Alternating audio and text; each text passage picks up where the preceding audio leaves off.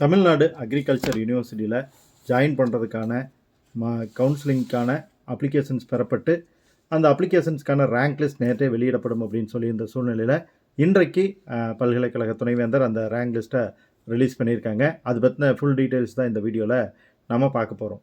இந்த ரேங்க் லிஸ்ட்டில் 4 பேர் 200க்கு 200 மதிப்பெண்கள் எடுத்திருக்காங்க. இது உண்மையிலேயே சூப்பரான விஷயம் அப்படின்னு சொல்லணும்.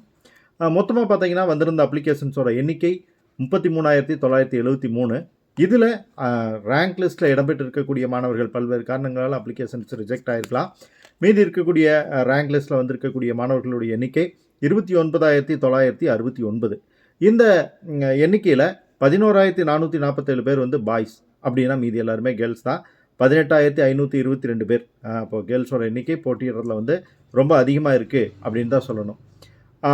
இதில் நம்ம கவனிக்க வேண்டிய விஷயம் என்ன அப்படின்னா 6,400 பேர் வந்து ஃபஸ்ட் கிராஜுவேட்டில் வர்றாங்க. ஸோ இந்த 30,000 அப்ளிகேஷனில் கிட்டத்தட்ட 30,000 இருக்கக்கூடியதில் 6,400 பேர் வந்து ஃபஸ்ட் கிராஜுவேட்டில் வர்றாங்க அப்படிங்கிறது வந்து ரொம்ப கவனிக்கத்தக்க விஷயம் அப்படின்னு சொல்லணும். இதில் இன்னொரு விஷயமும் கவனிக்கத்தக்கதாக இருக்குது. அது என்னன்னு பார்த்தீங்கன்னா 195க்கு மேலே கட் ஆஃப் எடுத்திருக்கக்கூடிய மாணவர்களோட எண்ணிக்கை 318 அப்படின்னு சொல்லியிருக்காங்க. 7.5%, அதாவது 6 முதல் 12ஆம் வகுப்பு வரை அரசு பள்ளிகளிலே படித்த மாணவர்களுடைய அப்ளிகேஷன் எண்ணிக்கை பார்த்தீங்கன்னா 10,053. 10,000 மாணவர்கள் வந்து படிக்கணும்னு அப்ளை பண்ணியிருக்காங்க. பட் என்னென்னா இருக்கக்கூடிய இடங்களோட எண்ணிக்கை தான் மிக குறைவு. 413 இடங்கள் தான் இருக்குது. அதற்கான கவுன்சிலிங்கும் ஸ்டார்ட் ஆயிடுச்சு அப்படின்னு சொல்லியிருக்காங்க. அக்சஸ் பண்ணலான்னு வெப்சைட்டில் போய்கிட்டு இருக்கு. இன்னும் ரேங்க் லிஸ்ட் வந்து வெப்சைட்டில் அப்டேட் ஆகலை.